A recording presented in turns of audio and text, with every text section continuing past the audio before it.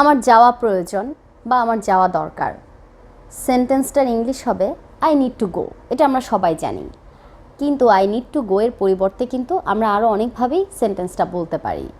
যেমন I have to leave, I have to leave, I have to go now, I have to go now, অর্থাৎ আমাকে এখন যেতে হবে।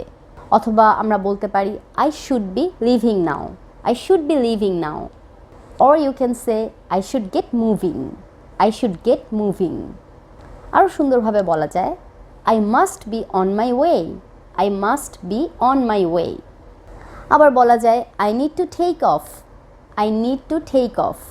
আরেকভাবে বলতে পারি I must make my exit, I must make my exit. অথবা বলা যায় It's time for me to depart, It's time for me to depart. আবার বলতে পারি I have got to head out, I have got to head out. এছাড়া বলা যায় I have to hit the road, I have to hit the road. তাহলে একটা sentence আমরা যেইভাবে জানি এর বাইরেও কিন্তু অনেকভাবে বলা যায়, সেই ভ্যারিয়েশনগুলো আমরা শিখব। Thanks for watching.